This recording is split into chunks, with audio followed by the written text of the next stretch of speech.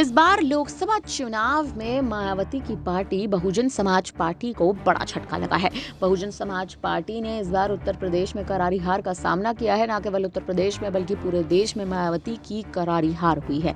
मायावती के साथ साथ इस बार भारतीय जनता पार्टी की भी उत्तर प्रदेश में करारी शिकस्त हुई। करारी शिकस्त का सामना योगी आदित्यनाथ की सरकार को करना पड़ा।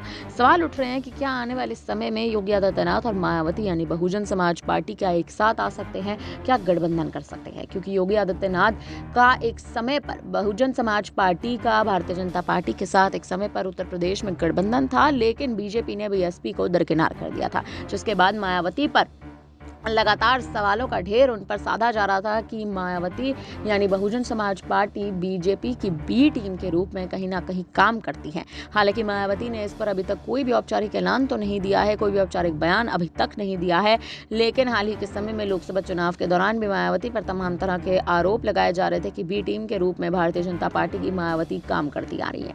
अब सवाल उठ रहे हैं कि क्या मायावती आने वाले समय में योगी आदित्यनाथ के साथ गठबंधन कर सकती है या नहीं। आपको बता दें कि मायावती ने इस बार लोकसभा चुनाव से पहले एकला चलो की राह पर चलने का ऐलान किया था, लेकिन वही एकला चलो की राह मायावती के लिए भारी पड़ती नजर आई।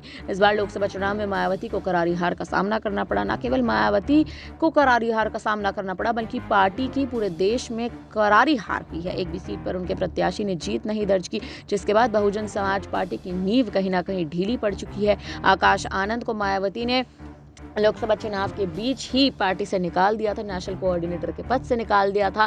कारण यही था क्योंकि आकाश आनंद ने जिस हिसाब से भारतीय जनता पार्टी के खिलाफ तमाम तरह के बयान दिए थे, योगी सरकार की तुलना आतंकवाद से कर दी थी, उसके बाद से ही लगातार सवाल ये उठ रहे थे कि मायावती आखिर एक्शन आकाश आनंद पर क्यों नहीं ले रही हैं, जिसके तहत मायावती ने आकाश आनंद को पद से हटा दिया। लेकिन उसके बाद मायावती की हार कहीं ना कहीं कंफर्म हो गई। अब उपचुनाव है और उपचुनाव के बाद उत्तर प्रदेश में विधानसभा चुनाव 2027 में होने वाले हैं। इसके लिए मायावती क्या योगी आदित्यनाथ के साथ गठबंधन करेंगी, क्या बीजेपी के साथ आएंगी, ये देखना अब बेहद दिलचस्प होने वाला है।